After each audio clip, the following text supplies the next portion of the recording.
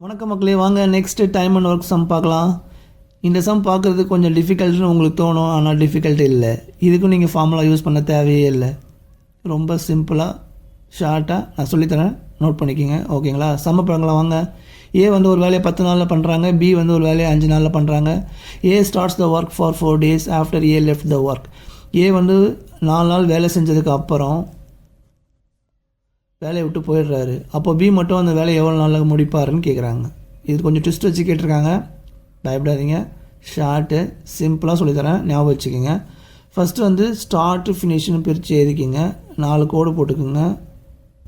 ஓகேங்களா? ஸ்டார்ட். ஏ வந்து 10 நாள் இந்த வேலையை செய்கிறாரு, பி வந்து வேலையை 5 நாளில் செய்கிறாங்க. ஓகேங்களா? இது அப்படியே எழுதிக்கிங்க. நெக்ஸ்ட்டு ஏ வந்து 4 நாளில் வேலையை விட்டு போயிடுறாரு, அந்த 4 வந்து இங்கே மேலே போட்டுக்குங்க. சிம்பிள். இந்த 10ல் 4 மைனஸ் பண்ணிங்கன்னா 6 கிடைக்கும், அதை இங்கே போட்டுக்குங்க. பி மட்டும் அந்த வேலை எவ்வளோ நாளில் செய்கிறாங்கன்னு அப்படி சொல்லியிருக்காங்க. ஸோ பி இங்கே நம்ம கண்டுபிடிக்க வேண்டியது எக்ஸ். அவ்வளோதாங்க. இந்த பாக்ஸ் மெத்தட் போட்டிங்கன்னா ரொம்ப சிம்பிள். அப்படியே கிராஸ் மல்டிப்ளை பண்ண வேண்டியது தான். ஓகேங்களா? 10 இது அப்படியே கிராஸ் மல்டிப்ளை பண்ணிங்கன்னா 10x வரும். இதை கிராஸ் மல்டிப்ளை பண்ணிங்கன்னா 6. இது என்ன 6 5 சார் 30.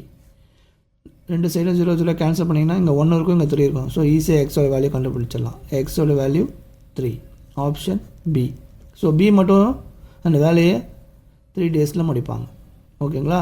இந்த மாதிரி சம் வந்துச்சுன்னா இது பாக்ஸ் மெத்தட் யூஸ் பண்ணி சிம்பிளாக சால்வ் பண்ணிடலாம். ஃபார்முலாலாம் தேவையில்லை. ஓகே மக்களே, நெக்ஸ்ட் ஒரு சூப்பர் டெக்ல சந்திங்களா. வணக்கம் மக்களே, பாய் பாய்.